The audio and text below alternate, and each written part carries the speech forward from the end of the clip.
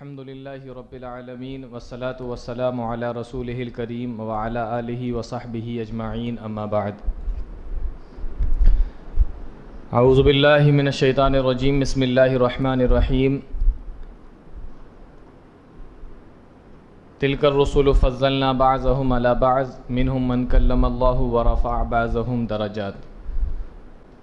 قرآن کریم کا تیسرا پارہ ابھی آپ لوگوں نے قیام اللیل میں سنا۔ قرآن کریم کے تیسرے پارے سے کچھ آیتوں کا خلاصہ اور اس کی تفسیر آج آپ لوگوں کے سامنے انشاءاللہ رکھی جائے گی۔ پارے کی شروعات میں اللہ رب العالمین نے یہ بتایا کہ ہم نے بعض رسولوں کو بعض رسولوں پر، بعض نبیوں کو بعض نبیوں پر فضیلت عطا فرمائی ہے۔ رسولوں کا جو مقام ہے، ان کی جو کیٹیگری ہے، وہ ایک جیسی نہیں ہے۔ بعض رسول زیادہ فضیلت والے ہیں، بعض ان سے کم ہیں۔ آپ نے سنا ہوگا کہ ایک لفظ ہے نبی اور ایک لفظ ہے رسول۔ نبی اور رسول میں فرق ہے، نبی اور رسول کے درجے میں بھی فرق ہے۔ نبی کہتے ہیں کہ جس کو اللہ نئی کتاب نہ دے بلکہ یہ کہہ دے رسول آئے تھے وہ پھر سے بتاؤ، انہی کی باتوں کو تم بھی بتاؤ۔ اور رسول کہتے ہیں کہ اللہ جس کو نئی کتاب دے، نئی شریعت دے، پہلے والے رسول سے کوئی تعلق نہ ہو، تمہاری شریعت ہے، تمہاری کتاب ہے، یہ تم اپنی امت کو بتاؤ، وہ رسول ہے۔ رسول کا مرتبہ زیادہ ہوتا ہے نبی کے سے۔ اور پھر رسول کئی آئے، ان رسولوں میں بھی 5 رسول ایسے گزرے جن کو اللہ نے اولو العزم کہا، یعنی سارے رسولوں میں سب سے بڑے۔ تو رسول کے درجات ہیں۔ اللہ فرماتا ہے تلک الرسل فضلنا بعضهم علی بعض، ہم نے بعض رسولوں کو بعض رسولوں پر فضیلت عطا فرمائی۔ منہم من کلم اللہ ورفع بعضهم درجات، کسی سے اللہ نے بات کی، کسی کے درجات کو اللہ نے بلند کیا۔ اس طریقے سے اللہ رب العالمین نے الگ الگ فضیلتیں عطا فرمائیں۔ لیکن جب ہم دیکھتے ہیں، بخاری شریف کی ایک روایت ہے، اللہ کے نبی صلی اللہ علیہ وسلم نے ارشاد فرمایا، اصل میں ہوا کیا کہ ایک جگہ کچھ یہودی اور مسلمان بیٹھ کر مدینے میں باتیں کر رہے تھے۔ تو مسلمانوں نے کہا اس ذات کی قسم، یعنی اللہ کی قسم، جس نے جناب محمد رسول اللہ صلی اللہ علیہ وسلم کو تمام جہان میں فضیلت عطا فرمائی، تمام جہاں کے لوگوں پر فضیلت عطا فرمائی۔ یہودی نے جب یہ سنا تو اس نے بھی کہا اس ذات کی قسم، یعنی اللہ کی قسم، جس نے موسیٰ علیہ السلام کو تمام جہان پر فضیلت عطا فرمائی۔ جب مسلمان نے دیکھا کہ یار یہ تو موسیٰ علیہ السلام کے بارے میں بھی وہی کہہ رہا ہے جو میں اللہ کے نبی کے بارے میں کہہ رہا ہوں، تو مسلمان کو غصہ آیا کہ تیرے نبی افضل کیسے ہو سکتے ہیں، میرے نبی افضل ہیں۔ اس کو غصہ آیا اور اس مسلمان نے اس یہودی کے تھپڑ مار دیا۔ یہودی اپنا گال یوں پکڑ کے اللہ کے نبی صلی اللہ علیہ وسلم کے پاس میں چلا آیا اور آ کر کہا کہ اللہ کے نبی مجھے اس مسلمان نے مارا ہے۔ آپ نے بلایا، کیا بات ہے؟ کہا اللہ کے نبی یہ کہہ رہا تھا کہ موسیٰ علیہ السلام کی فضیلت ہے، آپ موسیٰ علیہ السلام کو اللہ نے سارے جہاں پہ فضیلت عطا فرمائی ہے۔ تو میں نے کہا کہ اللہ کے نبی، اسی پہ بات بڑھ گئی اور میں نے اس کے تھپڑ مار دیا۔ اللہ کے نبی صلی اللہ علیہ وسلم نے ارشاد فرمایا لا تخیرونی علی موسیٰ، تم لوگ موسیٰ کے اوپر مجھے فضیلت نہ دو، کیونکہ جب کل قیامت کا دن ہوگا اور دوبارہ سور پھونکا جائے گا اور لوگ مرنے کے بعد جب اللہ کے سامنے جائیں گے میدان حشر میں، سور کی پھونکنے کے بعد دوبارہ، تو جب مجھے ہوش آئے گا تو میں دیکھوں گا کہ موسیٰ علیہ السلام، سب سے پہلے ہوش کس کو آئے گا؟ اللہ کے نبی صلی اللہ علیہ وسلم کو آئے گا، یہ یاد کر لیجئے، سب سے پہلے پیارے نبی ہی کو ہوش آئے گا۔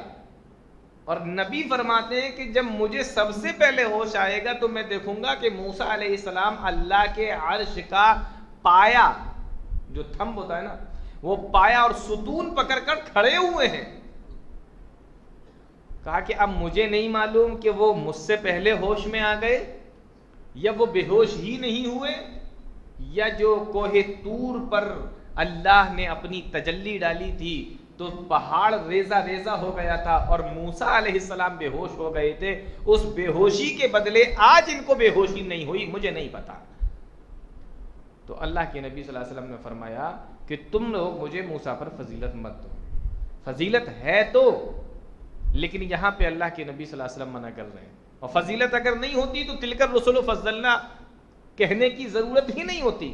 ایک جگہ اللہ نے فرمایا وَلَقَدْ فَضَّلْنَا بَعْضَ النَّبِيِّينَ عَلَى بَعْضٍ، ہم نے بعض نبیوں کو بعض نبیوں پر فضیلت عطا فرمائی ہے، تو فضیلت ہے، لیکن اللہ کے نبی صلی اللہ علیہ وسلم منع کر رہے ہیں۔ کیوں؟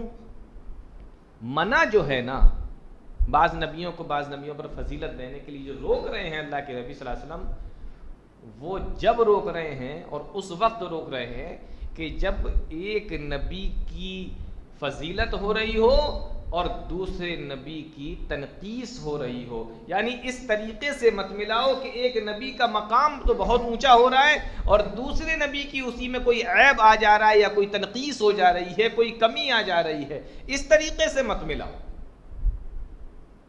دو لوگوں کو جب ملایا جاتا ہے، مقابلہ کیا جاتا ہے کہ فلاں صاحب اچھے ہیں کہ فلاں صاحب اچھے ہیں، آپ وہ ملائیں وہ الگ بات ہے، لیکن آپ ایک کو اتنا بڑا درجہ دے دیں کہ دوسرے کی آپ برائی کرنے لگیں، یہ غلط ہے۔ جس کے اندر جو صلاحیت جو قابلیت ہے آپ اس کو مانیں، کوئی حرج کی بات نہیں، لیکن اس طریقے سے ملائیں کہ ایک کی آپ تعریف کرنے لگیں اور دوسرے کی برائی کرنے لگیں، ظاہر سی بات ہے اس کی تو کوئی اجازت نہیں دے سکتا۔ اور نبیوں کے معاملے میں اگر اس طریقے کا معاملہ ہو تو بالکل ہی اجازت نہیں دی جا سکتی۔ اس لیے اللہ کے نبی صلی اللہ علیہ وسلم نے نبیوں کو آپس میں اس طریقے کمپیئر کرنے سے پیارے نبی نے منع کر دیا۔ پارے کی شروعات میں اللہ نے یہ بتایا، اور شروعات ہی میں آپ جانتے ہیں قرآن کریم کی سب سے عظیم آیت جس کو آیت الکرسی کہتے ہیں، اس کو اللہ کے نبی اللہ رب العالمین نے بیان کیا، اور اللہ کے نبی صلی اللہ علیہ وسلم نے اپنے ایک صحابی سے پوچھا جن کا نام حضرت ابی ابن کعب رضی اللہ تعالیٰ عنہ تھا۔ آپ نے کہا کہ اے ابی، ایو آیت من کتاب اللہ معک اعظم، مجھے یہ بتاؤ اللہ کی کتاب میں سب سے عظیم آیت کون سی ہے؟ دیکھو سورت کون سی ہے؟ سورہ فاتحہ، ہاں، اور آیت کون سی ہے؟ آیت الکرسی۔ تو یہ پوچھا اللہ کے نبی صلی اللہ علیہ وسلم نے ابی ابن کعب سے۔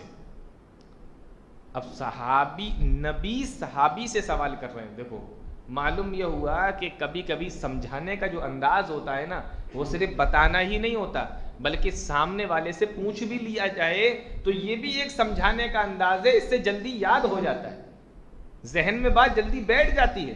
استاد جب پڑھاتا ہے کلاس کے اندر تو کبھی کبھی وہ اسٹوڈنٹ اور طالب علموں سے پوچھ بھی لیتا ہے، اس سے کیا ہوتا ہے بچے کو یاد رہتا ہے، ہمیشہ یاد رہتا ہے، بہت کم ایسا ہوتا ہے کہ بچہ بھول جائے۔ پھر تو سمجھانے کا ایک انداز ہے، اور پیارے نبی تو معلم تھے اور حکمت اور حکیم تھے اور سکھانے والے تھے، تو آپ سے بہتر کون طریقہ جان سکتا ہے؟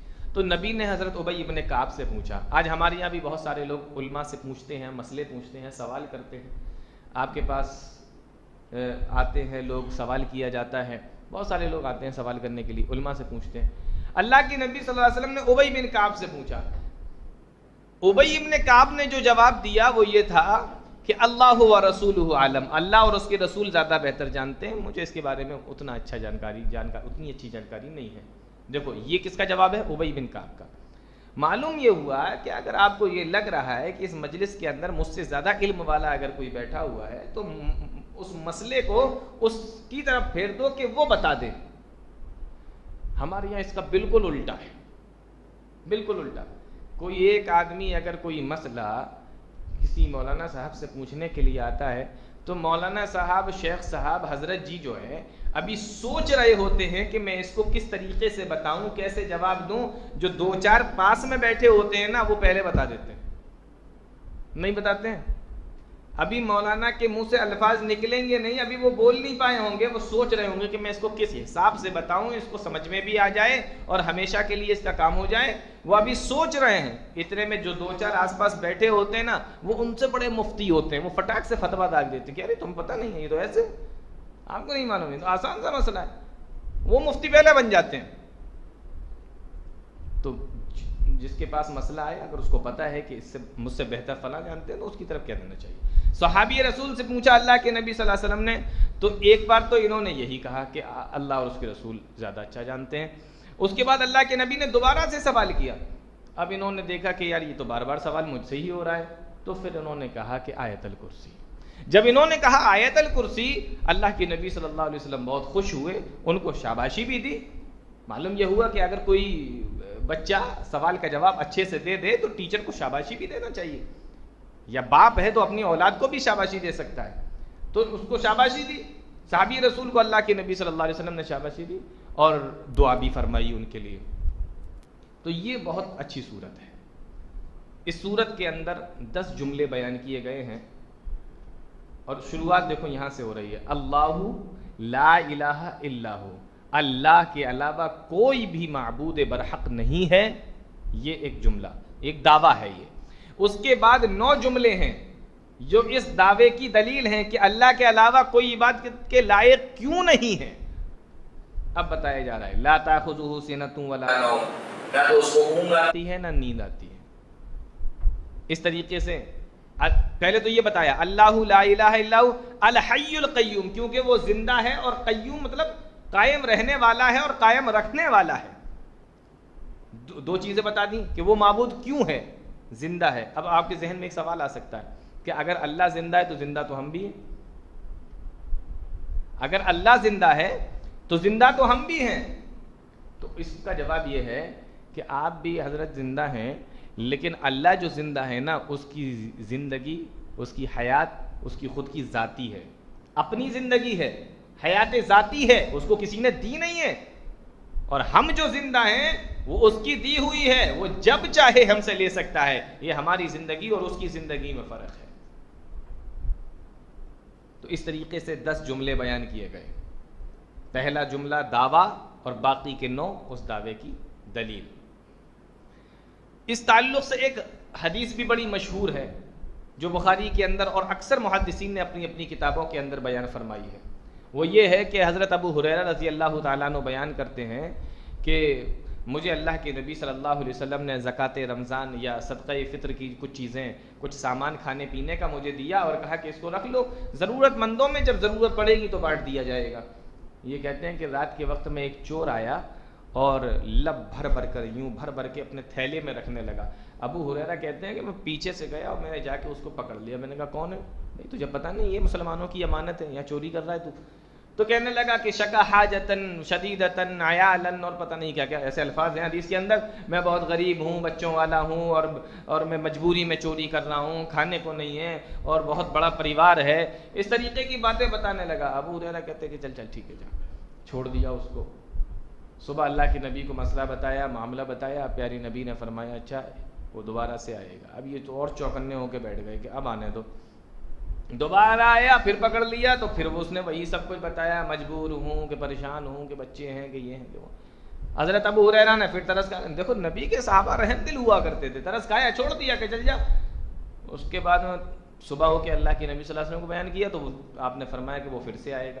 اب جب وہ تیسرے دن وہ چور آیا, انہوں نے جا کے پھر سے پکڑ لیا کہ آج تجھے نہیں چھوڑیں گے. تو 3 دن سے لگاتار آ رہا ہے, بہانہ کر کے چلا جاتا ہے کہ اب نہیں آؤں گا, چھوڑ دو, بچوں والا ہوں, کمزور ہوں, غریب ہوں, اور روزانہ تو آ رہا ہے, آج تجھے اللہ کے نبی صلی اللہ علیہ وسلم کے پاس لے کے جائیں گے. تو کہنے لگا کہ آج اور چھوڑ دو, ایک سودا کر دو مجھ سے, ایک ڈیل کر لیتے ہیں. کیا؟ وہ یہ ہے کہ میں تمہیں ایک ایسی چیز بتاؤں گا کہ اگر تم اس کو پڑھ لو گے تو اللہ رب العالمین ایک فرشتے کو بھیج دے گا جو تمہارے گھر کے دروازے پر یا تمہاری چھت پر رہے گا اور رات بھر تمہاری حفاظت کرے گا. ہاں, اللہ ایک فرشتے کو بھیج دیتا ہے اسپیشلی حفاظت کرنے کے لیے. حضرت ابو ہریرہ کہتے ہیں بتا جلدی سے, یہ تو دین کے بڑے حریص تھے نا. اللہ کے نبی صلی اللہ علیہ وسلم کے دروازے پہ 2-2 3-3 دن بھوکے پیاسے بیٹھے رہتے تھے کہ نبی کوئی حدیث بیان کر دیں اور میں کھانے چلا جاؤں, مجھے پتہ نہ چل پائے, ایسا نہ ہو جائے کہیں. تو کھانے ہی نہیں جاتے تھے, کچھ بھی نہیں, وہیں بیٹھے رہتے تھے دروازے پر. جس کو دین کی اتنی جو اتنا حریص ہو دین کو سیکھنے کا. اب چور نے کہا کہ اگر تم مجھے چھوڑو تو میں تمہیں بتاؤں. تو حضرت ابو ہریرہ رضی اللہ عنہ نے ٹھیک ہے میں تجھے چھوڑ دوں گا, تو مجھے بتا. تب اس نے کیا بتایا تھا, کیا پڑھا کرو روزانہ؟ ہاں آیت الکرسی پڑھا کرو. معلوم یہ ہوا کہ آیت الکرسی پڑھنے کی وجہ سے اللہ رب العالمین ایک فرشتے کو بھیج دیتا ہے اور وہ فرشتہ اس انسان کی حفاظت کرتا ہے, اس کی جان کی, اس کے مال کی, اس کے دکان کی, اس کے سامان کی, اس کے گھر والوں کی, ان تمام چیزوں کی حفاظت ہو جاتی ہے. اس لیے رات میں جب سونے کے لیے جائیے تو آیت الکرسی پڑھ کے سویا کرو. یہ آیت الکرسی کی فضیلت ہے. اور بھی بہت ساری فضیلتیں آیت الکرسی کی ہیں, لیکن یہ بات میں نے آپ کو اس لیے بتائی کہ اس طریقے کی چیزوں کی ضرورت اکثر پڑتی ہے, لوگوں کو اس کی ضرورت پڑتی رہتی ہے. تو شیطان سے حفاظت کے لیے آیت الکرسی بہترین چیز ہے. اس کے بعد اللہ رب العالمین نے آیت الکرسی کے بعد فوراً ایک اور چیز بتائی, کہا لا اکراہ فی الدین, دین کے اندر کوئی زبردستی نہیں ہے. آپ کسی کو دین تھوپ نہیں سکتے کہ نہیں ہم نے تمہیں بتایا تو مانو گے, تمہیں ماننا ہی پڑے گا. اس کی مرضی ہے وہ مانے یا نہ مانے. آپ زبردستی منوا نہیں سکتے اس سے, آپ زبردستی کسی سے اسلام قبول نہیں کروا سکتے. دین کے اندر زبردستی ہے ہی نہیں. اس کی مرضی ہے, وہ جس دھرم پہ رہنا چاہے, جس مذہب پہ رہنا چاہے. لا اکراہ فی الدین, کوئی زبردستی نہیں دین کے اندر. آپ تعلیم پیش تو کر سکتے ہیں لیکن زبردستی نہیں کر سکتے. ارے ہم کیسے زبردستی کر سکتے ہیں؟ اللہ نے نبی کے بارے میں قرآن کے اندر کہا لست علیہم بمسیطر, اے نبی آپ دروغہ بنا کے نہیں بھیجے گئے.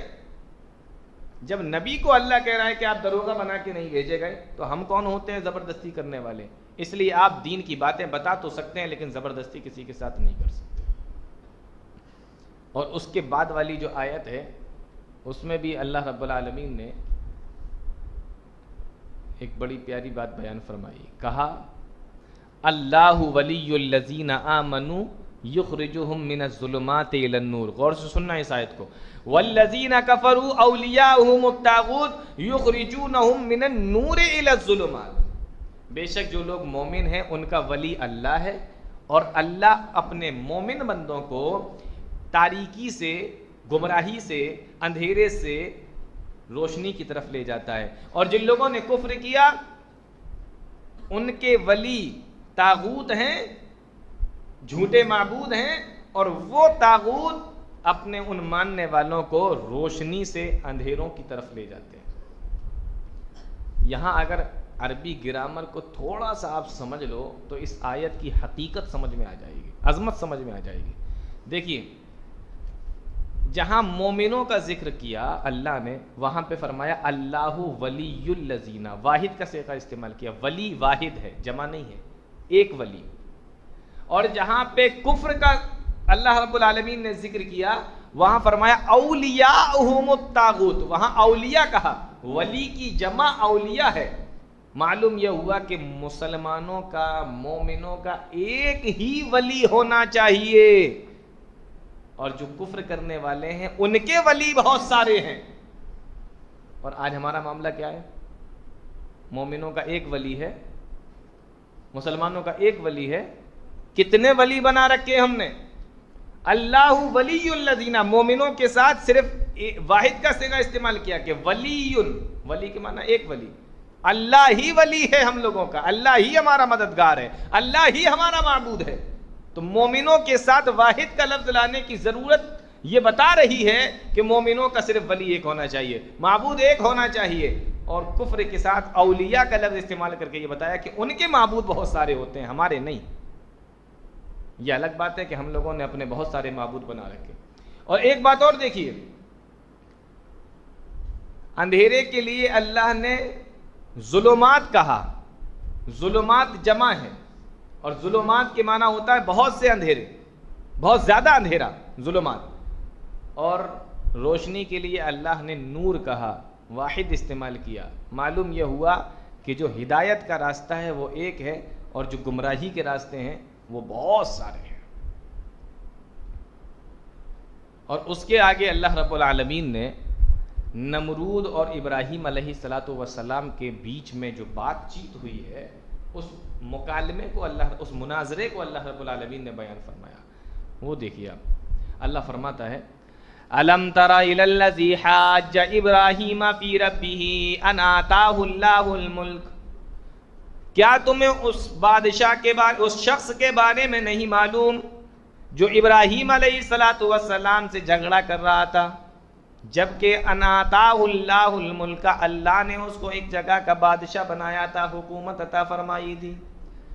जब उसे ये मालूम हुआ कि पूरे मुल्क के अंदर एक ही ऐसा आदमी है जो मेरी इबादत नहीं करता, मेरे सामने सर नहीं झुकाता, पूरा मुल्क तो मेरी पूजा करता है, मुझे माबूद मानता है, एक ही आदमी है जो मुझे नहीं मानता। जब बुला के लाया गया इब्राहीम अलैहिस्सलाम को सामने खड़ा किया गया, ये नमरूद बाबिल का बादशाह था, उस मुल्क का क्या नाम था? बाबिल। जब सामने खड़ा किया गया, पूछा इब्राहीम कौन है तुम्हारा रब? इब्राहीम अलैहिस्सलाम ने जवाब दिया, इज़ क़ाला इब्राहीम रब्बी अल्लज़ी युह्यी व युमीत, मेरा परवरदिगार तो वो है जो जिंदा करता है और मारता है, मौत और जिंदगी का मालिक है, जो जिंदगी भी देता है और मौत भी देता है, वो मेरा परवरदिगार है। अब बादशाह तो चूंकि बादशाह है, कहने लगा ये तो बड़ी मामूली सी बात है। दो आदमियों को बुलाया, जिसके बारे में फैसला हो गया था कि इसको छोड़ दिया जाएगा, उसको मार दिया गया, और जिसके बारे में ये फैसला हो गया था कि इसको मार दिया गया, उसको छोड़ दिया, मार दिया जाएगा, उसको छोड़ दिया। और कहने लगा कि देखो इब्राहीम, तुमने कहा था कि तुम्हारा माबूद वो है जो मौत और जिंदगी का मालिक है, ये तो मैंने भी कर दिया। एक आदमी को अभी तुम्हारे सामने मैंने जिंदगी दी और एक को अभी तुम्हारे सामने मैंने मौत के घाट उतार दिया, तो ये काम तो मैंने भी कर लिया। वो चूंकि अल्लाह के नबी थे, इब्राहीम अलैहिस्सलातु वस्सलाम थे, उन्होंने देखा कि इस बादशाह को मौत और ज़िंदगी किसे कहते हैं इसको पता ही नहीं है। किसी को कत्ल कर देना ये मौत देना नहीं, और किसी को छोड़ देना ये ज़िंदगी देना नहीं है। मौत ये है कि किसी इंसान के जिस्म से जब चाहो रूह को निकाल लो, और जिंदगी ये है कि मरे हुए इंसान के अंदर जब चाहो रूह डालकर उसको जिंदा कर दो। ये है मौत और जिंदगी का फलसफा। ये अल्लाह के अलावा कोई नहीं कर सकता। फरिश्ते भी करते हैं तो अल्लाह जब उनको ऑर्डर और इजाजत देता है तब जान निकालते हैं, रूह निकालते हैं। अल्लाह के अलावा कोई नहीं कर सकता। इब्राहीम को मालूम था। अब इब्राहीम अलैहिस्सलाम ने कहा कि ये इतनी गहरी बात तो नहीं समझ पाएगा, लाओ इसको कोई आसान सी चीज बताते हैं। इब्राहीम अलैहिस्सलाम ने कहा, इन्नल्लाह याती बिश्शम्सि मिनल मशरिक़ि फाति बिहा मिनल मग़रिब, मेरा अल्लाह तो वो है जब से उसने सूरज को बनाया हमेशा पूरब से निकाल कर पश्चिम में डुबा रहा है, मशरिक से निकाल कर मगरिब में लेके जा रहा है। अगर तू भी अपने आप को रब होने का दावा करता है, अगर तू भी अपने आप को माबूद होने का दावा करता है, तो कल सुबह का सूरज तू पश्चिम से निकाल कर पूरब की तरफ ले जाना। हाँ, जैसा आदमी हो उससे उसी हिसाब से बात करना चाहिए, उसी हिसाब से बात की जाए। अब इब्राहीम अलैहिस्सलाम ने जब ये कहा, कुरान बयान करता है फबुहितल्लज़ी कफ़र, डर गया क्योंकि उसे मालूम था कि ये काम मेरे बस की बात नहीं। पहले वाले में तो उसने अवाम को धोखा दे दिया, लेकिन दूसरा वाला मसला ऐसा है कि इसमें तो अवाम को धोखा भी नहीं दिया जा सकता। तो इब्राहीम अलैहिस्सलाम ने रब किसको कहते हैं ये समझाया, और किस आदमी से किस हिसाब से बात करना चाहिए ये भी इब्राहीम अलैहिस्सलाम ने बताया। और उसके बाद जो है एक नबी का गुजर हुआ एक बस्ती के पास से, और गालिबन वो हज़रत उज़ैर अलैहिस्सलाम के नाम से मशहूर है। तो वो देखा कि बस्ती वाले सब मरे पड़े हैं, पूरी वीरान है। दिल में ख्याल आया कि ये न मकी हैं न मकां हैं, किसी ज़माने में रहा करते थे यहाँ, अब सब मर गए, खप गए, अल्लाह का अज़ाब आ गया, किसी का नामो निशान बाकी नहीं, अल्लाह दोबारा कैसे ज़िंदा करेगा। दिल में ख्याल आया। अल्लाह रब्बुल आलमीन ने उसी वक्त उनको मौत दे दी। 100 साल तक उसी बस्ती में मुर्दा पड़े रहे। 100 साल के बाद अल्लाह ने उठाया तो देखा कि गधा जो जिस पे वो सवार थे वो भी बिल्कुल मिट्टी बन चुका है, और खाना जो लेकर आए थे उसमें अब भी खुशबू आ रही है, वो अब भी गर्म है। جو خراب ہو جانا چاہیے وہ صحیح ہے، اور جو تھوڑا بہت بچ سکتا تھا وہ خراب ہو چکا، وہ بالکل ختم ہو چکا۔ اللہ نے پہلے ان کو زندہ کیا، پھر انہی کے سامنے گدھے کو پھر سے زندہ کیا، گوشت اور ہڈیاں، اور پھر اس کے اوپر گوشت اور ایسے چڑھا کے پورا کھڑا کیا۔ تو کہا کہ فلما تبین لہ، جب دیکھ لیا انہوں نے کہ واقعی اللہ رب العالمین طاقت رکھتا ہے، قال اعلم ان اللہ علی کل شیء قدیر، بے شک اللہ ہر چیز پر طاقت رکھتا ہے۔ اس کے بعد وہ ابراہیم علیہ السلام کا واقعہ ہے، وہ بھی بڑا مشہور ہے، وہ 4 پرندوں والا مشہور واقعہ ہے کہ اللہ کیسے زندہ کرے گا مجھے دکھا۔ تو اللہ نے پھر ان سے کہا کہ ایسے ذبح کرو اور ان کا قیمہ بناؤ، اور پھر اس کے بعد گردن اپنے پاس رکھو، اور اس طریقے وہ بڑا لمبا واقعہ ہے۔ تو کل ملا کر ابراہیم علیہ السلام نے سب کو کاٹا، ذبح کیا اور پہاڑوں پہ رکھا، اور اس کے بعد میں ایک ایک جانور کو، ایک ایک پرندے کو آواز لگائی، جو بھی پرندے انہوں نے اکٹھا کیے تھے، ذبح کیے تھے، وہ آواز لگائی، اور آواز لگانے کے بعد ادھر سے پر آئے، ادھر سے پیر، ادھر سے گردن، ادھر سے اس کا بدن، اور اس طریقے سے وہ اڑتے ہوئے آئے، اور آنے کے بعد ایک ایک پرندہ آتا، اور جس کا جو حصہ تھا وہ اس میں مل جاتا، اور وہ پرندہ پھر سے زندہ ہو جاتا جس طریقے سے پہلے زندہ تھا۔ ابراہیم علیہ السلام نے اپنی آنکھوں سے دیکھا کہ اللہ رب العالمین کس طریقے سے مرنے کے بعد زندہ کر رہا ہے۔ تو یہ بالکل برابر میں دونوں واقعات کو بیان کیا گیا۔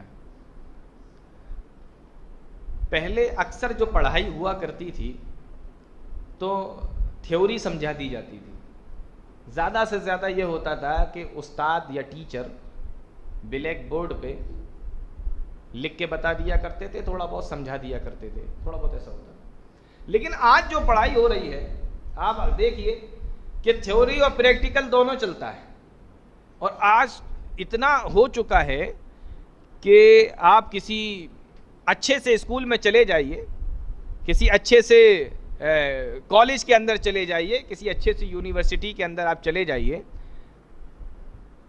تو آپ دیکھیں گے انہوں نے، ٹیچر نے کہا کہ بال، تو پروجیکٹر پہ بال بن کے آ گئی۔ ٹیچر نے کہا کہ پیرٹ، تو پروجیکٹر پہ وہاں لگا ہوا ہے، پورا بورڈ لگا ہوا ہے، اس پہ وہ پرندہ بن کے آ گیا۔ جیسا جیسا ٹیچر بولتا جا رہا ہے ویسی ویسی چیزیں پروجیکٹر پہ آتی چلی جا رہی ہیں، اسکرین پہ آتی چلی جا رہی ہیں، بلیک بورڈ پہ آتی چلی جا رہی ہیں۔ ایسا ہوتا ہے کہ نہیں؟ اب آپ دیکھیے یہ پڑھائی جو ہے نا، یہ بہت آسان ہوتی چلی جا رہی ہے۔ ادھر نام لیا اور ادھر پروجیکٹر پہ، اسکرین پہ، پردے پہ وہ چیز دکھ رہی ہے آپ کو۔ تو ابراہیم علیہ السلام کا معاملہ بھی ایسا تھا کہ اللہ نے تھیوری تو ان کو بتائی تھی کہ ہم زندہ کریں گے، لیکن وہ دیکھنا چاہتے تھے کیسے زندہ کریں گے۔ آج کی پڑھائی نے آ کے اس مسئلے کو حل کر دیا کہ کیسے ہوا ہوگا۔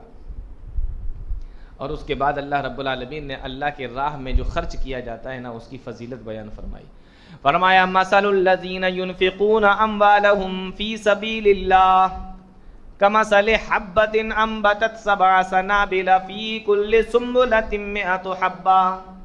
اللہ کے راستے میں خرچ کرنے کی مثال اس طریقے سے کہ جیسے آپ نے 1 روپیہ خرچ کر دیا، اس کی مثال سن لو۔ کمثل حبۃ انبتت سبع سنابل، جیسے ایک دانہ ہوتا ہے جو زمین سے نکلتا ہے، اس دانے کے اندر 7 بالیاں نکلتی ہیں، اور پھر ہر بالی کے اندر 100 دانے نکلتے ہیں، یعنی ایک دانے کے اندر 700 دانے نکل آتے ہیں۔ وہ ایک دانہ اپنے اندر سے 700 دانے نکال دیتا ہے۔ فرمایا اسی طریقے سے اللہ کے راستے میں 1 روپیہ خرچ کرنے کی مثال ہے، ایک کے بدلے 700 تک اللہ رب العالمین دے دیتا ہے۔ اور آگے اللہ نے فرمایا کہ یہ لمٹ نہیں ہے، یہ حد نہیں ہے، واللہ یضاعف لمن یشاء۔ اور اگر اللہ تمہاری نیتوں کو دیکھ لے، خلوص ہے، تمہاری نیتوں کو دیکھ لے، اور اللہ تمہارے مال کو دیکھ لے، تمہاری نیتوں کو، تمہارے خلوص کو دیکھے، واللہ یضاعف لمن یشاء، تو اللہ 1 روپے کے 700 نہیں بلکہ اس سے بھی زیادہ تم کو دے سکتا ہے، اس سے بھی زیادہ تمہاری نیکیوں کو بڑھا سکتا ہے۔ واللہ یضاعف لمن یشاء، اللہ اس سے بھی زیادہ دینے پر طاقت رکھتا ہے۔ ایک صحابی ایک مرتبہ اللہ کے نبی صلی اللہ علیہ وسلم کے پاس آئے اور ایک اونٹنی صدقہ کر دی، ایک اونٹنی اللہ کی راہ میں دے دی کہ یہ اونٹنی میری طرف سے۔ صحیح مسلم کی روایت ہے، اللہ کے نبی صلی اللہ علیہ وسلم نے جب ان صحابی کو دیکھا کہ وہ اونٹنی اللہ کی راہ میں صدقہ کر رہے ہیں، پیارے نبی نے ارشاد فرمایا لَكَ بِهَا يَوْمَ الْقِيَامَةِ، اے میرے صحابی کل قیامت کے دن یہ اونٹنی اپنے ساتھ میں 700 اونٹنیوں کو لے کر آئے گی۔ اللہ کتنا ثواب عطا فرمائے گا؟ یہ ایک اونٹنی کل قیامت کے دن اپنے ساتھ میں 700 اونٹنیوں کو لے کر آئے گی۔ اسی لیے اللہ کے نبی صلی اللہ علیہ وسلم نے ایک حدیث کے اندر ارشاد فرمایا تھا اتقوا النار، اے لوگو جہنم کی عذاب سے بچو، جہنم کی آگ سے بچو۔ اگر تمہارے پاس میں ایک کھجور ہے تو اس ایک کھجور کو بھی اللہ کی راہ میں صدقہ کر دو، خیرات کر دو، یعنی جس طریقے سے بھی بچ سکتے ہو اللہ کے راستے میں خرچ کر کے اللہ کے عذاب سے بچ جاؤ۔ اور یہ تو آپ کو معلوم ہوگا کہ صدقہ اللہ رب العالمین کو بڑا پسند ہے، اللہ کے غصے کو ٹھنڈا کر دیتا ہے، اور بے شمار اس کے فائدے ہیں صدقہ کرنے کے۔ آج بہت سارے لوگ کہتے ہیں کہ ڈاکٹروں سے چیک اپ کرا لیا، ڈاکٹروں کو دکھایا، بیماری پتہ نہیں چل رہی لیکن بیمار ہیں، رپورٹیں نارمل آ رہی ہیں، کچھ بھی سمجھ میں نہیں آ رہا ہے، ڈاکٹر تو کہتا ہے کہ آپ کو کوئی بیماری نہیں لیکن مجھے بیماری ہے۔ کیسے ختم ہو؟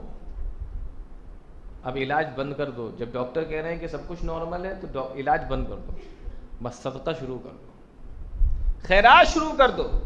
صدقہ و خیرات جب تم، اب وہ بیماری نہیں ہے آپ کو، وہ اللہ کا غصہ ہے آپ پر، وہ بیماری نہیں، وہ اللہ کا غضب ہے، اس کو ختم کرنے کے لیے صدقہ و خیرات چاہیے۔ اللہ کے راستے میں دو گے، اللہ رب العالمین اس پریشانی سے آپ کو نجات عطا فرمائے گا۔ صدقے کی بڑی فضیلت، اور صدقہ بیان کرنے کے بعد پھر آگے چل کے اللہ رب العالمین نے اسی پارے میں سود کی حرمت کو بیان فرمایا۔ سود، انٹرسٹ، بیاج جس کو بولتے ہیں، سود کی حرمت کو اللہ نے بیان فرمایا، اور کہا کہ جو لوگ سود کا کام کرتے ہیں، سودی کاروبار کرتے ہیں، غور سے سننا، فرمایا الذین یاکلون الربا لا یقومون الا کما یقوم الذی یتخبطہ الشیطان من المس۔ کل قیامت کا دن ہوگا، اللہ رب العالمین کے سامنے وہ اس طریقے سے آئیں گے جس طریقے سے شیطان نے اس کو کچوکا لگا کر چھو کر اس کو مخبوط الحواس بنا دیا ہو۔ جس طریقے سے کسی انسان کے اوپر شیطانی اثر ہو جاتا ہے تو اس کے عقل پر بھی شیطان کا قبضہ ہوتا ہے، اس کے جسم پر بھی شیطان کا قبضہ ہو جاتا ہے۔ اسی طریقے سے انسان کل قیامت کے دن آئے گا اور میدان محشر میں سارے لوگ دیکھ کر سمجھ جائیں گے کہ یہ دنیا کے اندر سود کا کام کرتا تھا، سودی کاروبار کرتا تھا۔ اور آپ کو حیرت ہوگی سن کر، اللہ نے کسی گناہ کے بارے میں اتنا سخت الفاظ اپنے قرآن میں نہیں کہا، اللہ نے کسی بھی گناہ کے بارے میں اتنے سخت الفاظ قرآن کے اندر بیان نہیں فرمائے، نہ زنا کے بارے میں، نہ قتل کے بارے میں، جتنا کہ سخت الفاظ اللہ رب العالمین نے سود کے بارے میں استعمال فرمائے، سودی کاروبار کرنے والے کے بارے میں استعمال فرمائے۔ اللہ فرماتا ہے یا ایھا الذین آمنوا اتقوا اللہ وذروا ما بقی من الربا، اے ایمان والو تم اللہ سے ڈرو اور جو تم سودی کاروبار کرتے ہو اس سودی کاروبار کو چھوڑ دو، ان کنتم مومنین، اگر تمہارے اندر ذرا سا بھی ایمان باقی ہے۔ پہلے تو تنبیہ کر دی کہ کاروبار اگر کر رہے ہو تو سودی مت کرو، کر رہے تھے تو چھوڑ دو۔ اور آگے اللہ فرماتا ہے وہ الفاظ جو کسی گناہ کے بارے میں اللہ نے قرآن کے اندر بیان نہیں فرمائے، اللہ فرماتا ہے فَإِن لَّمْ تَفْعَلُوا فَأَذَنُوا بِحَرْبٍ مِّنَ اللَّهِ وَرَسُولِهِ، اگر تم نے سودی کاروبار نہیں چھوڑا، اگر تم سودی کاروبار کرتے رہے، فَإِن لَّمْ تَفْعَلُوا فَأَذَنُوا بِحَرْبٍ مِّنَ اللَّهِ وَرَسُولِهِ، تو اللہ اور اس کے رسول سے جنگ کرنے کے لیے تیار ہو جاؤ۔ معلوم یہ ہوا کہ جو کاروبار سود کا کرتا ہے، جو سودی کاروبار کرتا ہے، جو بیاج کا پیسہ کھا رہا ہے، جو سودی کاروبار کر رہا ہے وہ گویا کہ اللہ اور اس کے رسول سے جنگ کر رہا ہے۔ اب آپ دعویٰ کرتے رہیے کہ ہم پکے سچے مسلمان ہیں، ہم ایمان والے ہیں، ہم اللہ کے نیک بندے ہیں، آپ کتنا بھی کاروبار کرتے رہیے اور آپ کتنا بھی دعویٰ کرتے رہیے، لیکن اگر آپ سودی کاروبار کر رہے ہیں تو گویا کہ آپ اللہ اور اس کے رسول سے جنگ کر رہے ہیں۔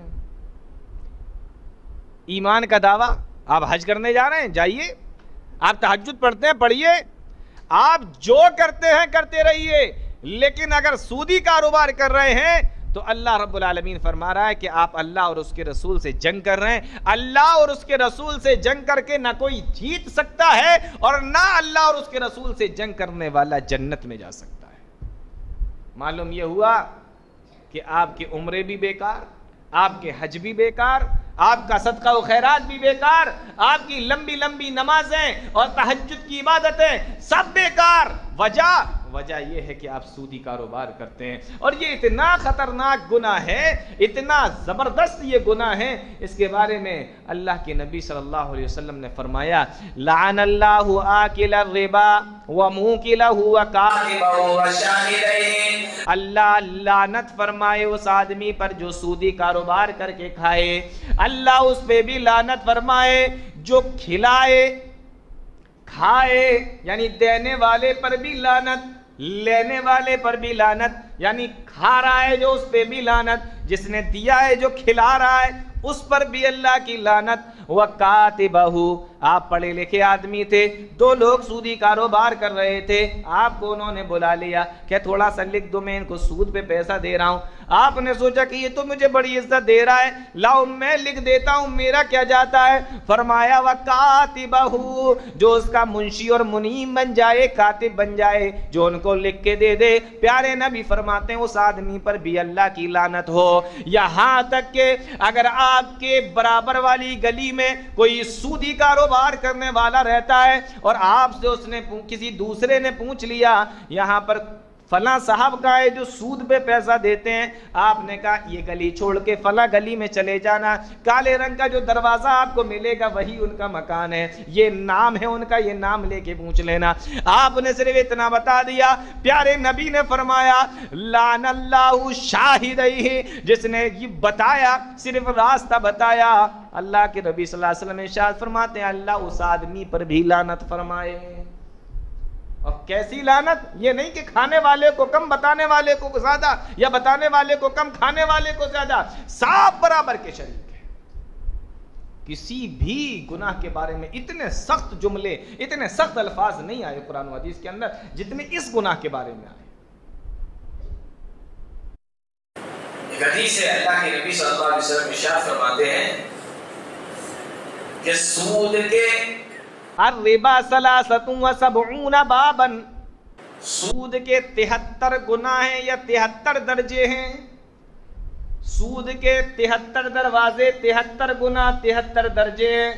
اللہ کے نبی صلی اللہ علیہ وسلم ارشاد فرماتے ہیں ایسرها ان ينكح الرجل امه، ان 73 گناہوں میں سود کے 73 درجے، 73 گناہ ہیں، ان میں سب سے ہلکا گناہ یہ ہے کہ کوئی انسان اپنی ماں کے ساتھ میں زنا کر لے، یہ سب سے ہلکا گناہ ہے۔ سود کا سب سے ہلکا گناہ کیا ہے؟ آدمی اپنی ماں کے ساتھ میں زنا کر لے، یہ سب سے ہلکا گناہ ہے۔ آپ اندازہ کیجئے، پیارے نبی نے ارشاد فرمائے ایسے 73 درجے ہیں، اس سے اوپر، اب آپ اس سے اوپر جائیے، آپ یہ سب سے ہلکا والا پیارے نبی نے۔ اور اللہ معاف کرے، ایسے بدبخت انسان کو کی دنیا میں کوئی عزت، کوئی ویلیو ہو سکتی ہے جو اپنی ماں کے ساتھ میں منہ کالا کر لے؟ پیارے نبی نے فرمایا کہ یہ تو سب سے آسان اور سب سے چھوٹا گناہ ہے سود کھانے کا۔ آج ہم کیا کر رہے ہیں، کس طرف جا رہے ہیں، کون سا کاروبار کر رہے ہیں؟ کبھی دھیان دیا اس چیز کی طرف؟ کبھی غور کیا اس چیز کی طرف؟ اور پارے کے ہی اندر اسی صفحے میں جو میں بات بتا رہا ہوں، ایک اور بہت پیاری بات بتائی گئی۔ فرمایا یمحق اللہ الربا ویربی الصدقات، اللہ سود کو مٹا دیتا ہے، ویربی الصدقات، اور صدقات کو بڑھا دیتا ہے۔ بظاہر دیکھنے میں ایسا معلوم ہوتا ہے کہ جو بیچارہ صدقہ و خیرات کر رہا ہے اس کے پاس سے مال و دولت کم ہوتی چلی جا رہی ہے، اور جو سودی کاروبار کر رہا ہے اس کے پاس میں مال و دولت بڑھتی چلی جا رہی ہے۔ دیکھنے میں تو ایسا ہی معلوم ہوتا ہے، لیکن اللہ قرآن کے اندر فرماتا ہے یمحق اللہ الربا ویربی الصدقات، ہم صدقے کو بڑھاتے ہیں، سود کو کم کرتے جاتے ہیں، مٹاتے جاتے ہیں۔ کیا مطلب ہے اس آیت کا؟ ہم لوگ دیکھتے ہیں تو دیکھنے میں الٹا لگتا ہے۔ مطلب یہ ہے کہ اللہ رب العالمین صدقہ و خیرات کرنے والے آدمی کے مال میں برکت عطا فرما دیتا ہے۔ اور ایک بات اور بتاؤں، صرف مال میں برکت ہی نہیں ہوتی، اللہ رب العالمین اس کو عزت بھی عطا فرماتا ہے۔ آپ دیکھ لیجئے، صدقہ و خیرات کر رہا ہے ایک انسان، مال بھلے ہی اس کے پاس میں کم ہے لیکن خوش ہے، دلی سکون ہے، اطمینان ہے، اور ایک سودی کاروبار کر کے بہت امیر ہو گیا، بہت مال و دولت اس نے کما لیا، لیکن اطمینان ہے اس کے پاس، سکون ہے اس کے پاس، پوری زندگی پریشانی میں، اتنا آیا تو اتنا اور آ جائے، کس سے لینا ہے، کس کو دینا ہے، کہاں رکھنا ہے، کس سے بچانا ہے، راتوں میں نیند نہیں آ رہی، نیند کی گولیاں کھا کھا کے اپنے آپ کو سلانے کی کوشش کی جا رہی ہے، سکون اللہ چھین لیتا ہے۔ اور عزت، یہ بھی کوئی بتانے کی ضرورت ہے مجھے؟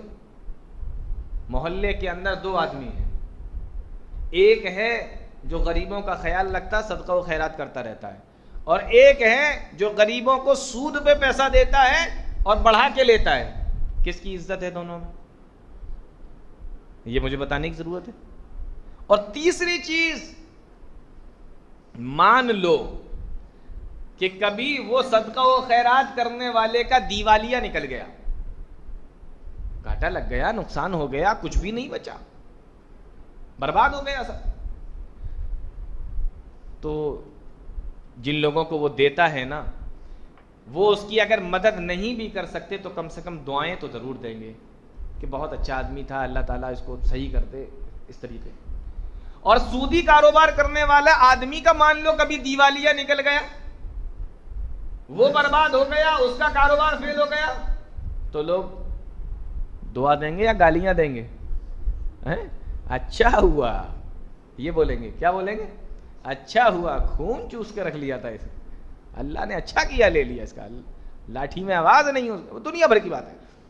ہاں، تو یہ فرق ہے سودی کاروبار کرنے والے اور صدقہ و خیرات کرنے والے میں۔ اور ایک آخری بات اور سن لو سود کے تعلق سے، اللہ کے نبی صلی اللہ علیہ وسلم نے فرمایا کہ میں نے جہنم کے اندر دیکھا ایک آدمی ہے خون کی نہر کے اندر، باہر نکلنا چاہتا ہے، جیسے ہی کنارے پہ آتا ہے فرشتہ اٹھا کے پتھر مار دیتا ہے، جب اس کے منہ پہ پتھر لگتا ہے تو وہ دور جا کے گرتا ہے، جب تک فرشتہ دوسرا پتھر اٹھاتا ہے، ادھر سے وہ پھر نکلنے کی کوشش کرتا ہے، پھر آتا ہے، پھر مارا جاتا ہے، پھر خون کی نہر کے اندر۔ اللہ کے نبی صلی اللہ علیہ وسلم فرماتے ہیں میں نے پوچھا کہ کون ہے اور یہ خون کی نہر میں کیسے ڈبکیاں لگا رہا ہے، کیوں اس کے منہ پہ پتھر مارے جا رہے ہیں؟ پیارے نبی کو بتایا، حضرت جبریل امین نے کہا اللہ کے نبی یہ وہ آدمی ہے جو دنیا میں سودی کاروبار کیا کرتا تھا، سود کھایا کرتا تھا۔ تو قرآن کریم کے اندر، حدیثوں کے اندر بڑے سخت الفاظ سود کے تعلق سے بیان ہوئے ہیں، تو اس لیے اس کو ایک دم بند کر دیا جائے، اس کو ایک دم ختم کر دیا جائے۔ اگر کوئی کرتا ہے تو اس کو بند کر دو۔ آپ کا جو اپنا پیسہ ہے، جتنا دیا ہے آپ نے اتنا لے سکتے ہو، اس سے زیادہ نہیں۔ اچھا ایک چیز دیکھیے، جب سودی کاروبار ختم ہو گیا، نہیں کر سکتے، تو سود نہیں کھا سکتے، نہیں لے سکتے، نہ دے سکتے، تو اب کوئی آپشن ہے؟ اسلام نے کوئی آپشن دیا؟ جی، اسی کی اگلی جو آیت ہے نا، اس میں اسلام نے آپشن دیا، اللہ نے آپشن دیا قرض کا۔ ایک دوسرے سے قرضہ لے سکتے ہو، قرضہ دے سکتے ہو۔ یا ایھا الذین آمنوا اذا تداینتم بدین الی اجل مسمى فاکتبوا، یہ پوری آیت کے اندر قرض کا کے بارے میں بیان کیا جا رہا ہے۔ اے ایمان والو، جب تم ایک دوسرے سے آپس میں قرضہ لو یا دو تو تین چیزوں کا خیال رکھو۔ قرضے میں تین چیزوں کا خیال رکھو۔ کیا؟ پہلی چیز تو یہ کہ کسی کو گواہ بنا لو، ہم نے آپ سے لیا، کسی تیسرے کو بھی بلا لو، آپ نے مجھ سے لیا، کسی تیسرے انسان کو بھی بلا لو، پہلے نمبر گواہ بنا لو۔ نمبر دو، آپ کب دیں گے یہ بھی متعین کر لو، 1 مہینے کے بعد، 1 سال کے بعد، 2 مہینے کے بعد، 2 دن کے بعد آپ دیں گے کب، اس کو بھی متعین کر لو۔ اور تیسری چیز یہ جو متعین ہوا اور یہ جو گواہ بنا اور آپ اور جس نے لیا، ان تمام چیزوں کو لکھ کر نیچے سائن لے لو، دستخط کرا لو. یہ قرآن بتا رہا ہے ہمیں. آج اگر آپ سے کوئی قرضہ مانگنے آ جائے اور آپ شریعت پہ چلنے کی کوشش کریں اور کہیں کہ میں لکھ لیتا ہوں ذرا آپ سائن کر کے جائیے، میری کوئی عزت نہیں ہے، میری کوئی ویلو نہیں ہے، آپ مجھے اتنا گرا پڑا سمجھ رہے ہیں، میں کھا جاؤں گا آپ کے پیسے. یہ ڈائلاگ بازی ہوتی ہے کہ نہیں ہوتی ہے؟ آپ غصہ ہونے کی ضرورت ہے، وہ تو شریعت پہ چلنے کی کوشش کر رہا ہے. آپ لکھ دیجئے نا، جب آپ دینے کا ارادہ رکھتے ہیں تو لکھ دیجئے. اصل ہوتا کیا ہے کہ ہمارا ارادہ ہی دینے کا نہیں ہوتا. اور یہاں تو معاملہ یہ ہوتا ہے کہ قرض دینے والے کو یاد ہے، لینے والے کو یاد نہیں. جس نے دیا وہ ایک ایک دن گن رہا ہے کہ 2 مہینے ہو گئے ابھی تک لوٹایا نہیں اس نے، 4 مہینے ہو گئے ابھی تک لوٹایا نہیں اس نے. اور یہ حضرت جو ہے کار پہ کار لے کے آ رہے ہیں، بلڈنگ پہ بلڈنگ بنا، ان کو کوئی ہوش نہیں. آپ جا کے جب ان کو ٹوکو گے کہ وہ آپ کے اوپر قرضہ ہے تمہارا، ہاں وہ تو بھول ہی گیا تھا، لوگ ان کو یاد تک نہیں. وہ دن گن رہا ہے، ان کو یاد نہیں، لینے والے کو الٹا معاملہ چل رہا ہے بالکل. تو آپشن ہے، کیا ہے کہ آپ لکھوائیے، گواہ بنائیے، سائن لیجئے اور متعین کیجئے کہ آپ دیں گے کب. یہ 3 کام کر لیجئے، آپ کسی سے قرضہ لے بھی سکتے ہیں، کسی کو قرضہ دے بھی سکتے ہیں، کوئی عرض کی بات. اور اس کے بعد سورہ بقرہ ختم ہو رہی ہے، تو جہاں پہ سورہ بقرہ ختم ہو رہی ہے اس کی جو 2 آیتیں آخر کی ہیں وہ یاد کر لیجئے، وہ بہت فضیلت والی ہیں. آمن الرسولوں سے فانصرنا علی القوم الکافرین تک، ٹھیک ہے نا. یہ دونوں آیتوں کو یاد کر لیجئے. اللہ کے نبی صلی اللہ علیہ وسلم نے فرمایا کہ جس نے ان 2 آیتوں کو رات میں سوتے وقت پڑھ لیا، آگے کا جملہ ہے حدیث کا کہ فی لیلتن کا فتح ہو، یہ 2 آیتیں اس کے لیے کافی ہو جاتی ہیں. اب پیارے نبی نے یہ نہیں فرمایا کہ کس چیز سے کافی ہو جاتی ہیں، پوری رات عبادت کرنے سے کافی ہو جاتی ہیں، تہجد کی نماز پڑھنے سے کافی ہو جاتی ہیں، اس کی اللہ کی طرف سے حفاظت کرنے کے لیے کافی ہو جاتی ہیں. یہ نہیں فرمایا. یہ آپ سوچئے، پیارے نبی نے تو یہ فرمایا کہ فی لیلتن کا فتح ہو، آپ یاد کرو اور اس کے اوپر یقین کر کے سو جاؤ. تو یہ دونوں آیتیں بڑی فضیلت والی ہیں.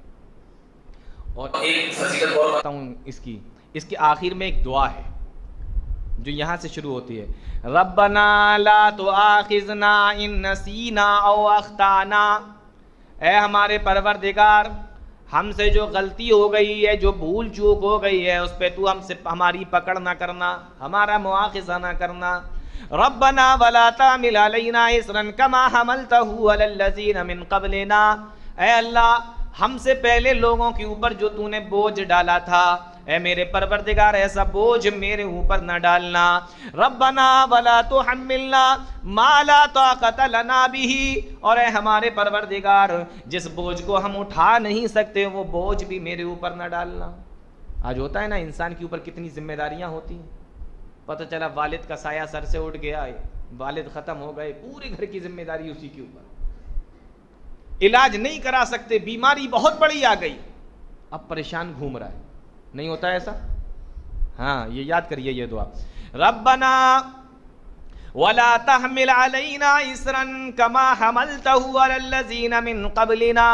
ہم سے پہلے لوگوں پہ جو تو نے بوجھ ڈالا وہ بوجھ میرے اوپر مت ڈالنا. ربنا ولا تحملنا ما لا طاقة لنا به. اور اے میرے پروردگار، وہ بوجھ بھی میرے اوپر مت ڈالنا جس بوجھ کو ہم اٹھا نہ سکیں. ولا تحملنا ما لا طاقة لنا به واعف عنا. ابھی دعا ختم نہیں ہوئی. واعف عنا، اے ہمارے پروردگار ہم سے درگزر فرما، یعنی ہمیں معاف کر دے. واعف عنا واغفر لنا، اور صرف معاف ہی مت کر، ہمیں ہماری مغفرت بھی فرما دے، ہمیں بخش بھی دے. ورحمنا، اور ہمارے اوپر رحم بھی فرما، ہمارے اوپر اپنی رحمتوں کا نزول بھی فرما. ورحمنا انت مولانا، اے ہمارے پروردگار تو ہی ہمارا کارساز ہے، تو ہی ہمارا حامی اور مددگار ہے. انت مولانا فانصرنا علی القوم الکافرین، تو کافر قوم پر بھی ہماری مدد فرما. اب جا کے دعا ختم ہے. اس دعا کو یاد کر لیجئے. اور اس میں سب سے تعجب کی بات اب میں آپ کو بتاؤں، یہ دعا سورہ بقرہ کی آخر کی آیت قرآن کریم کی آیت، قرآن کریم کے اندر اللہ رب العالمین نے ہمیں بتائی، لیکن اللہ کے نبی صلی اللہ علیہ وسلم نے ہمیں کیا بتایا؟ مسلم شریف کی روایت ہے، پیارے نبی نے ارشاد فرمایا کہ جب کوئی اللہ کا بندہ اللہ سے ان الفاظوں کے ذریعے سے دعا مانگتا ہے، ان الفاظوں کے ذریعے سے اللہ سے دعا کرتا ہے، جب وہ کہتا ہے ربنا لا تؤاخذنا ان نسینا او اخطانا، اللہ عرش سے آواز لگاتا ہے قال اللہ نعم، جب میں نے ایسا کر دیا۔ جب وہ کہتا ہے ربنا ولا تحمل علینا اسرا کما حملتہ علی الذین من قبلنا، آسمان سے آواز آتی ہے قال اللہ قد فعلت، جا میں نے ایسا بھی کر دیا۔ جب وہ کہتا ہے ربنا ولا تحملنا ما لا طاقت لنا بھی، یعنی آپ دعا کو مانگتے جا رہے ہیں، ہر جملے کے آخر میں آپ نے کہا واعف عنا، اللہ کہتا ہے جا ایسا ہی ہوگا۔ آپ نے کہا واغفر لنا، ہماری مغفرت فرما دے، اللہ نے کہا کہ جا تیری مغفرت فرما دی۔ ہر جملے کے آخر میں، مسلم کی روایت ہے، اللہ کے نبی صلی اللہ علیہ وسلم ارشاد فرماتے ہیں اللہ کہتا ہے ہاں ایسا ہی ہوگا، ایسا ہی ہوگا، ایسا ہی ہوگا۔ اتنی پیاری دعا ہے، تو اس دعا کو یاد کر لیجیے۔ یہاں پہ پھر سورہ بقرہ ختم ہو جاتی ہے، اب یہاں سے شروع ہو رہی ہے اور لگ بھگ یہ تیسرا پارہ آدھا ہو جاتا ہے۔ اس کے بعد پھر سورت شروع ہو رہی ہے سورہ آل عمران۔ میں اس کے تعلق سے بس چند چیزیں آپ کو بتا دوں، دو چار چیزیں بتا رہا ہوں سورہ آل عمران کے تعلق سے۔ آل عمران کے اندر عیسائیوں کا ذکر ہے زیادہ، نصارہ کا، عیسائیوں کا، ٹھیک ہے نا۔ سورہ بقرہ میں زیادہ یہودیوں کا ذکر ہے، اور سورہ آل عمران میں عیسائیوں کا۔ اب دیکھو قرآن کریم کی سیٹنگ دیکھیے آپ، صراط الذین انعمت علیہم، ان لوگوں کے راستے پر چلا جن پر تو نے اپنا انعام کیا، ٹھیک ہے نا۔ پہلی سورت سورہ فاتحہ، کیا کہا جا رہا ہے؟ ان کے راستے پر چلا جن پر تو نے اپنا انعام کیا۔ غیر المغضوب علیہم، جن پر تیرا غضب نازل ہوا، یعنی یہودیوں کے راستے پر نہیں، ولا الضالین، اور جو گمراہ ہو گئے یعنی نصارہ، عیسائیوں کے راستے پر بھی نہیں۔ سورہ فاتحہ کے آخر میں پہلے ذکر ہے یہودیوں کا، اس کے بعد ذکر ہے عیسائیوں کا۔ اب جب سورہ فاتحہ کے بعد جو سورت شروع ہو رہی ہے تو اس کے اندر پہلے ذکر ہے یہودیوں کا۔ جیسے سورہ فاتحہ میں ذکر پہلے یہودیوں کا تھا، تو جب دوسری سورت آئی تو پہلے یہودیوں ہی کو ذکر کیا گیا، اور جب جیسے وہاں پر بعد میں عیسائیوں کا ذکر تھا، تو اب سورہ بقرہ کے بعد جو دوسری سورت آ رہی ہے تو اب اس میں عیسائیوں کا ذکر کیا۔ قرآن کی سیٹنگ دیکھیے آپ، نہیں سمجھ میں آیا؟ آ گیا نا؟ سیٹنگ دیکھیے، مطلب آپ قرآن کے اندر نقطہ زبر زیر شوشہ، اس میں تو کمی نکال ہی نہیں سکتے، قرآن کی سیٹنگ کے اندر بھی آپ کمی نہیں نکال سکتے۔ یہ ہے اللہ رب العالمین کا کلام۔ اب میں قرآن کی سیٹنگ کے تعلق سے آپ کو بتاؤں تو ابھی 11 بج جائیں گے، ٹائم ختم ہو جائے گا، ہے نا۔ قرآن کریم کی اتنی زبردست سیٹنگ ہے، اسی پر بحث کر لو، صرف اسی بات پر، غیر المغضوب علیہم ولا الضالین۔ دیکھیے سورہ فاتحہ میں پہلے یہودیوں کا ذکر ہے، بعد میں عیسائیوں کا ذکر ہے، ٹھیک ہے نا۔ اب مجھے ایک بات بتائیے، آپ دھیان سے سننا، مدینہ کے آس پاس کون رہتا تھا؟ یہودی یا عیسائی؟ یہودی رہتے تھے نا، 3 قبیلے آباد تھے یہودیوں کے۔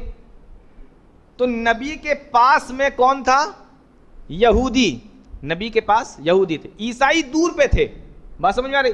اب غیر المغضوب علیہم ولا الضالین کو دیکھو، پہلے یہودی پاس رہتے ہیں تو یہودیوں کا ذکر پہلے، اور عیسائی دور رہتے ہیں تو ان کا ذکر یہودیوں کے بعد۔ یہ ہے قرآن کی سیٹنگ۔ اور بتاؤں، دیکھیے دنیا میں پہلے یہودی آئے یا عیسائی آئے؟ یہودی آئے نا، اور یہاں غیر المغضوب علیہم ولا الضالین میں پہلے کس کو بیان کیا گیا؟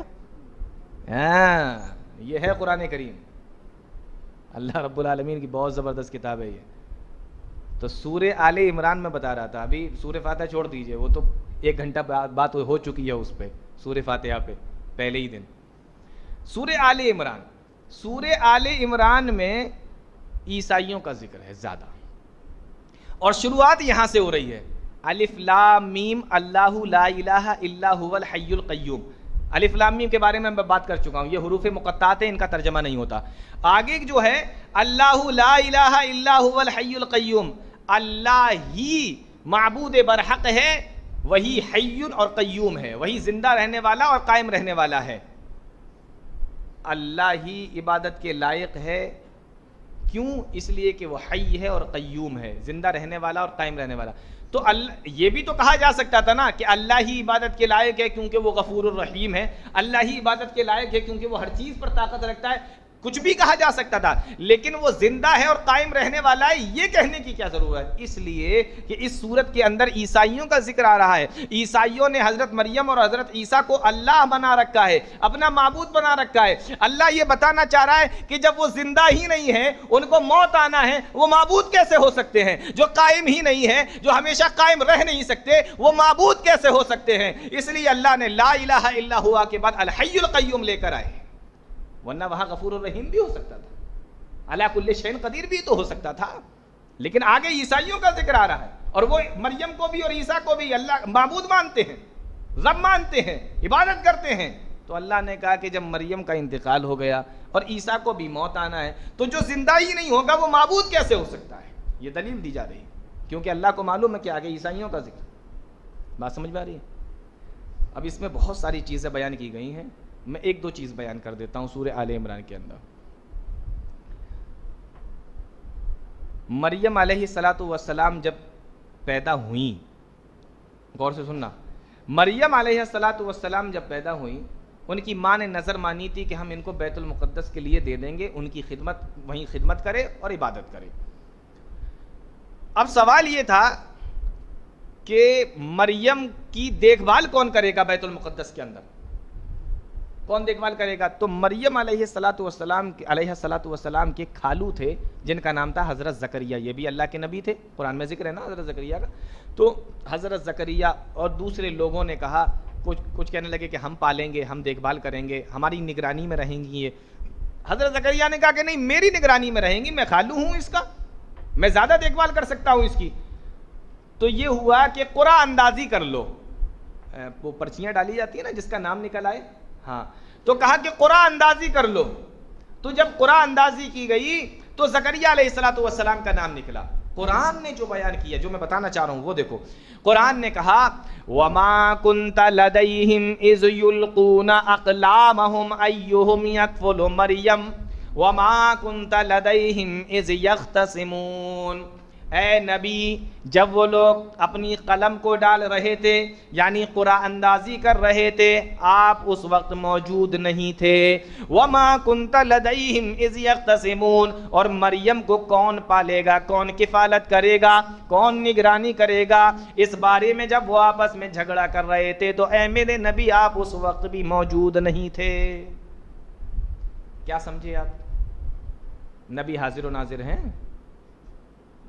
عقیدے کا رد ہو گیا کہ نہیں ہو گیا؟ اس عقیدے کا رد ہوا کہ نہیں؟ نبی کے حاضر و ناظر کا جو لوگ عقیدہ رکھتے ہیں کہ نبی ہر دور میں، ہر جگہ، ہر وقت حاضر رہتے ہیں، نبی حاضر و ناظر ہیں، اللہ کہہ رہا ہے آپ تو موجود نہیں تھے. جب وہ جھگڑا کر رہے تھے آپ اس وقت بھی موجود نہیں تھے، تو جب آپ موجود نہیں تھے تو حاضر و ناظر کیسے ہو سکتے ہیں؟ یہ عقیدے کی ایک بات معلوم ہوئی. اور ایک بات اور بتاؤں، بہت سے لوگ ایسے ہیں جو یہاں پر بچیوں کے باپ ہیں، ماں ہیں. مریم علیہ السلام کے کمرے میں جب بھی حضرت زکریا آتے تو دیکھتے کہ پھل رکھے ہوئے ہیں، پھل. حضرت زکریا نے کہا کہ بے موسم کا پھل، اور اوپر سے ذمہ داری نگرانی میری ہے، میں نے تو لا کے دیا نہیں. اب سوال کر رہے ہیں، قال یا مریم انا لک ھذا. اے مریم یہ تیرے پاس کہاں سے آیا؟ مریم جواب دیتی ہیں قالت هو من عند اللہ. یہ اللہ کی جانب سے آیا، میرے پروردگار نے بھیجا، میرے اللہ نے دیا. ان اللہ یرزق من یشاء بغیر حساب. اور اللہ جس کو چاہے بغیر حساب و کتاب کے دیتا ہے. یہاں سے یہ تو معلوم ہوا کہ اللہ جس کو چاہے دے، لیکن ایک بات اور معلوم ہوئی. کیا؟ وہ بات یہ معلوم ہوئی کہ کبھی بھی اگر اپنی بیٹی کے پاس، بچی کے پاس کوئی ایسی چیز دیکھ لو جو آپ نے لا کے نہیں دی، تو آپ اس سے سوال کرو یہ آئی کہاں سے. ہے آپ کو بھروسہ ہے اپنی بچیوں پر, بیٹیوں پر بھروسہ ہے, گھر کی عورتوں پر ہے بھروسہ, میں نہیں کہتا آپ کو بھروسہ نہیں ہے, لیکن یہ جو نئی گھڑی ہاتھ میں باندھی یہ لا کے دی کس نے؟ یہ جو نیا سوٹ پہنے میں نے تو نہیں دیا, لا کے آیا کہاں سے؟ یہ جو زیور استعمال کر رہی ہے ہم نے تو لا کے نہیں دیا, پھر آیا کہاں سے؟ یہ نگرانی آپ کو کرنا پڑے گی, یہ دیکھ بھال آپ کو کرنا پڑے گی. میں مانتا ہوں آپ کی بچی نیک ہے, کوئی غلط قدم نہیں اٹھا سکتی, غلط راستے پہ نہیں جا سکتی, لیکن آپ کی بیٹی مریم سے زیادہ نیک نہیں ہو سکتی. اس کے باوجود بھی حضرت زکریا علیہ السلام پوچھ رہے ہیں کہ تیرے پاس کہاں سے آیا؟ جب آپ ذمہ دار ہیں, آپ نگراں ہیں, آپ نے لا کے نہیں دیا تو اس کے پاس آیا کہاں سے؟ یہ حق بنتا ہے آپ کے پوچھنے کا, یہ حق بنتا ہے, آپ کی ذمہ داری بنتی ہے کہ آپ اس کی نگرانی کریں. سمجھ میں آیا؟ ایک بات اور بتاتا ہوں پھر ختم کرتے ہیں. اسی پارے کے اندر تیسرے پارے میں ایک آیت ہے, کون سی؟ قُلْ يَا أَهْلَ الْكِتَابِ تَعَالَوْا إِلَىٰ كَلِمَةٍ سَوَاءٍ بَيْنَنَا وَبَيْنَكُمْ أَلَّا نَعْبُدَ إِلَّا اللَّهَ وَلَا نُشْرِكَ بِهِ شَيْئًا وَلَا يَتَّخِذَ بَعْضُنَا بَعْضًا. اللہ کے نبی صلی اللہ علیہ وسلم نے جب خط لکھا سن 7 ہجری میں بادشاہوں کے نام, تو ہر خط کے اندر اس آیت کو ضرور لکھا. آپ بخاری اٹھا کر دیکھیے آپ کو ملے گا. ہر خط کے اندر اللہ کے نبی صلی اللہ علیہ وسلم نے اس آیت کو ضرور لکھا کہ اے اہل کتاب, آؤ اس ایک کلمے کی طرف جو ہم میں اور تمہارے درمیان میں برابر ہے کہ اللہ کے علاوہ کسی کی عبادت نہیں کریں گے, اس کے ساتھ شرک نہیں کریں گے, وَلَا يَتَّخِذَ بَعْضُنَا بَعْضًا أَرْبَابًا مِّن دُونِ اللَّهِ, اس کے علاوہ کسی کو رب نہیں بنائیں گے. یہ تو تمہاری کتابوں میں بھی ہے, یہ ہماری کتاب کے اندر بھی ہے, تو جو سب لوگوں کی کتاب کے اندر جب یہ چیز ہے تو اس پر تو متفق ہو جاؤ, یعنی ایک اللہ پر ایمان لانے پر تو اتفاق کر لو. یہ آیت اللہ کے نبی صلی اللہ علیہ وسلم نے ہر خط کے اندر لکھی, اور خط کس کو بھیجے؟ غیر مسلم بادشاہوں کے پاس. آج ہمارے یہاں بھی اگر کسی کو کچھ لکھنا ہوتا ہے نا تو بسم اللہ الرحمن الرحیم کی جگہ 786 لکھ دیتے ہیں, کہتے ہیں کہ بے ادبی نہیں ہوگی, گستاخی نہیں ہوگی. آپ اللہ کے نبی سے زیادہ بہتر سمجھتے ہیں قرآن کو, آپ اللہ کے نبی سے زیادہ عزت کرتے ہیں قرآن کی, آپ اللہ کے نبی سے زیادہ جانتے ہیں اس بات کو کہ کہاں ادب ہے, کہاں بے ادبی ہے, کہاں گستاخی ہے, کہاں گستاخی نہیں ہے. پیارے نبی کو معلوم ہے کہ میں خط لکھ رہا ہوں, غیر مسلم بادشاہوں کے پاس لکھ رہا ہوں, اس کے باوجود بھی قرآن کریم کی آیت کو کوٹ کیا جا رہا ہے, لکھا جا رہا ہے. آج ہم لوگ کیا نہیں, بسم اللہ ہٹا دو 786, بے ادبی نہیں ہوگی, گستاخی نہیں ہوگی. آپ زیادہ سمجھتے ہیں دین کو, پیارے نبی سے بھی زیادہ سمجھتے ہیں. پورے دین کے, پورے قرآن کے شاید آپ لوگوں کو معلوم ہو نمبر بنا ڈالے, بسم اللہ کے اتنے, اعوذ باللہ کے اتنے, سورہ فاتحہ کے اتنے, اس سورت کے اتنے, پورے قرآن کو نمبروں میں بدل ڈالا. میں صرف آپ سے ایک سوال پوچھتا ہوں, صرف ایک سوال, وہ یہ ہے کہ 786 ایک نمبر ہے, جس طریقے سے ایک نمبر ہے, 2 ایک نمبر ہے, 500 یہ نمبر ہی تو ہیں, 1000 یہ نمبر ہی تو ہیں, تو جس طریقے سے اسی طریقے سے 786 بھی ایک نمبر ہے. ساری دنیا کے نمبر کو اکٹھا کر لو, ساری دنیا کے نمبروں کو اکٹھا کر لو, وہ ساری دنیا کے نمبر اکٹھا ہو کر بھی اللہ کے قرآن کی کسی آیت کا مقابلہ کر سکتے ہیں؟ اللہ کے قرآن کی کسی آیت کے برابر ہو سکتے ہیں؟ پھر کہاں سے لائے آپ 786؟ آپ 786 لا کر قرآن کی بے ادبی کر رہے ہیں, آپ یہ نمبر لا کر قرآن کی گستاخی کر رہے ہیں اور بے ادبی کر رہے ہیں. آپ نے پورے قرآن کو نمبروں میں بدل دیا. مان لو کہ اگر سب چیزیں نمبر ہی میں بدل ڈالو تو پھر ایک عجیب سی کیفیت پیدا ہو جائے گی, عجیب سا ماحول ہو جائے گا. کسی کو بلانا ہو کہ مولانا صاحب کہنا ہو تو آپ کہیے کہ 128 ادھر آئیے. اگر کسی سے کہنا ہو کہ السلام علیکم تو کہیے کہ 222, وہ ادھر سے جواب دے گا 222. پھر تو پورا دین ہی ایک عجیب سی کیفیت اور عجیب سا معمہ بن جائے گا. نکاح ہو رہا ہے تو قاضی صاحب یوں کہا کریں گے کیا آپ کو 138 قبول ہے؟ تو لوگ بھی کہیں گے یار یہ نکاح ہو رہا ہے یا دفعہ لگائی جا رہی ہے, دھارائیں لگائی جا رہی ہیں. ویسے ہی لوگ کہتے ہیں کہ یہ شادی میں آدمی قید ہو جاتا ہے اور یہ ہو جاتا ہے, وہ جاتا ہے. تو آپ کو 138 قبول ہے؟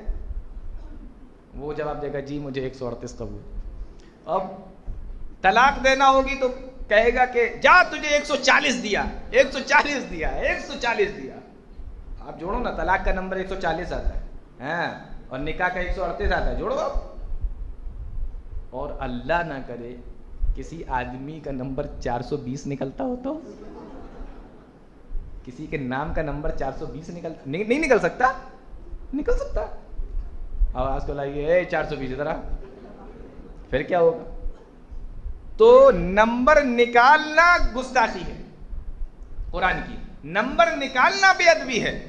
اللہ کے نبی صلی اللہ علیہ وسلم سے بہتر کوئی نہ عزت کر سکتا ہے, نہ سمجھ سکتا ہے قرآن کو. اس کے باوجود بھی پیارے نبی قرآن کی آیت ہی لکھا کرتے تھے. اس سے یہ بھی معلوم ہوا کہ اگر کبھی کسی غیر مسلم کو قرآن دینے کی ضرورت پڑ جائے تو اس کو دیا جا سکتا ہے قرآن پڑھنے کے لیے. تو یہ چند چیزیں تھیں جو میں نے تیسرے پارے کے حوالے سے آپ لوگوں کے سامنے رکھی. اللہ تعالیٰ ہم تمام لوگوں کو نیک عمل کی توفیق عطا فرمائے, قرآن و حدیث کو سمجھنے کی, اس پر چلنے کی توفیق عطا فرمائے. آمین. تقبل یا رب العالمین. وآخر دعوانا الحمدللہ رب العالمین. والسلام علیکم.